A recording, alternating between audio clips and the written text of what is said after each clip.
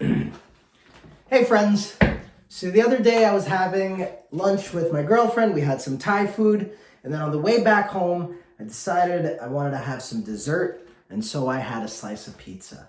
I went to my local neighborhood pizzeria known as Great Kills, Staten Island, and so I go, and like I always do, I put on my crushed red pepper. The owner gives me some fresh Parmesan. I go outside because these are COVID times, and I eat my slice of pizza right by the front door. As soon as I was done with that slice of pizza, I needed to go back in and have another one. And the owner tells the girl, hey, make sure he has his crushed red pepper. And then he throws on the Parmesan cheese. And then while I'm putting on the crushed red pepper, I see one of the kids that works in the back look at me and basically go, yep, that's how you're supposed to do it. And then I thought he was just trying to make me feel better. And then the owner, looks at me in the eyes and he goes, he's right. He goes, that's how you're supposed to do it. And I felt like a little bit honored. Me being an Indian guy in Staten Island, I always had two favorite foods, Indian food and Italian food. But I always loved Italian food more because when you're younger, you love what your friends are eating. The one thing I didn't always love about Italian food is it wasn't that spicy. And so I always put crushed red pepper on everything. But it got me thinking what the owner said. Is that the way you're supposed to do it?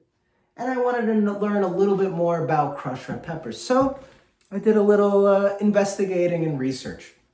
I found there's a town in Macedonia called Bukovo. And there they claim to have invented crushed red pepper. Okay, fair enough. Also, why do we call it pepper, right? Why do we have a black pepper and then all these other types of pepper? Black pepper originated actually in India, in the southern tip of India, in the state of Kerala. Pepper was called, even during the times of Columbus and before, black gold. Empires were formed on black pepper.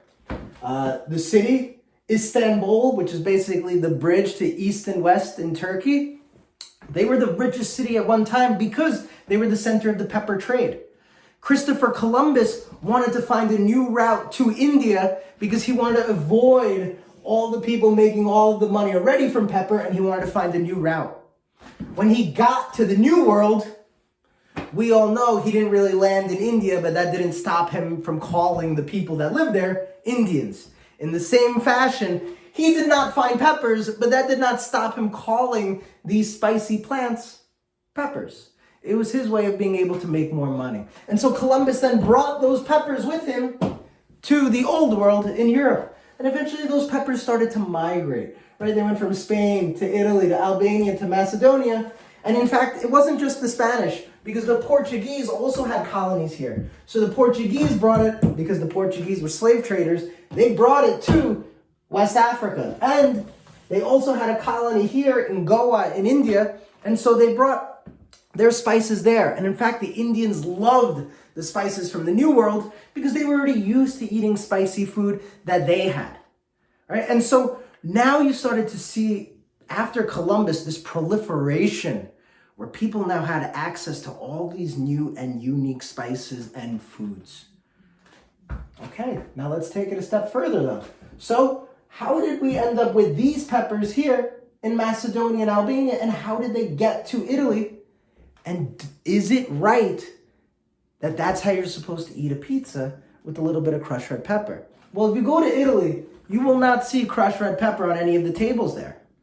So that begs the question, maybe it's not an Italian thing, maybe it's an Italian-American thing. And this is where you get a little bit of interesting geographic concepts and psychological concepts of how people and cultures change over time. One thing that's interesting about immigrant cultures is when they leave their home, they want to preserve what they had in their home. And a lot of times you'll see immigrants that go to new countries that are more extremist than the people from their original countries, because the original countries adapt, where the immigrants don't want to adapt because they're afraid they're going to lose something that was to them from the very beginning. People are often leaving their home countries. My parents left their home country to come here in the United States for economic reasons. But that means they hold on to some of their culture and their religion even more so because they don't want to lose that. In some ways it's healthy, some ways it's not healthy. And so when we look at Italy, Between 1870 and 1930, there were earthquakes, volcanic eruptions, poverty, millions, 5 million people to be about exact in that area. 5 million Italians left Italy. That was 25% of their population. That's as if 75 million Americans just left. And out of those 5 million Italians that left, about 75% of them were from the southern portion of Italy. And this southern portion of Italy is quite close to Albania and Macedonia. And southern Italy, specifically Calabria, which had a huge Italian population that went to America, has a lot of Albanians and Macedonians in that area. And so I'm beginning to think maybe it was brought over to them. And you're seeing the people in the south tend to eat spicier food compared to the rest of Italy. Why? Partially because the south of Italy was poorer, and this is pre-refrigeration times. So sometimes when food is about to become a little bit more stale or a little bit, harder to eat, you spice it up to make it easier to eat. And so it's quite possible that the Italians of the early 19th century, they kept some of that spicy culture with them when they brought it to America, where the Italians that stayed decided that they wanted to be a little bit more like their northern Italian brethren, and slowly some of their eating habits changed over time. The earliest cookbook that has a mention of crushed red pepper was in 1568, so we know it was in this region. It's just lost and debated in terms of how important it is to the food that we eat. And look, it gets lost even in the language, right? We called everything peppers, paprika, pimiento, pimienta. These names became confusing, right? And especially hundreds of years ago, where pepperoni, pepperoncini. The idea of what is right and what is not right to put in our food, really, I think it all depends on what era you're looking at and who you're speaking to, where that family came from, and whether they immigrated or not, and how deeply they want to preserve it. For me, I'm thankful that we have crushed red pepper. Crushed red pepper has been thought to provide health benefits. It speeds up your metabolism. And spicy food in general, in many ways, was taboo for a long time. In fact, in Italy, during the Middle Ages, arugula was banned because it was thought to elicit too much sexual excitement, right? Spicy food was taboo for some people. Some people thought it was poisonous. People thought tomatoes were poisonous. If you think this is funny, think about you visiting a friend and eating something unique for the first time that you're like, hey, I'm not sure. Hundreds of years ago, there's no book that you could see, hey, this is the new it fruit like avocado or acai. Everything was dependent on what you got, and then you took a chance. And it was mostly like what you had, and you have to make do with what you have. And crushed red pepper has such a unique history, starting in the New World, ending up in Macedonia, Albania, Calabria, and then coming back to the New World. Spices, you can tell the story of the world through spices and food, through certain products.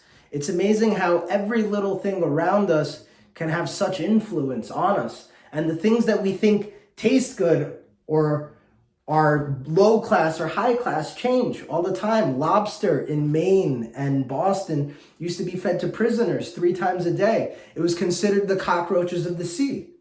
Eventually made its way to the Midwest. Certain people started liking it. Hey, money could be made from this. And then now lobster is a delicacy.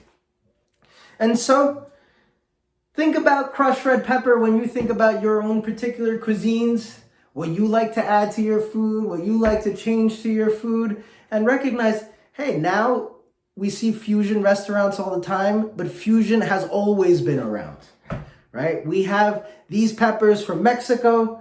The style of them being crushed and seeded is thought to have been created in Macedonia. Then it becomes popular with pizza that is also from the New World, but has its origins in the Old World as well, right? Food is a bridge of cultures, and I think better than anything, it is what brings us together. And so I hope you like this little story of crushed red pepper. If there's something else you'd like a little story of, feel free to put it in the comments and I'll do some research. All the best, guys. Take care.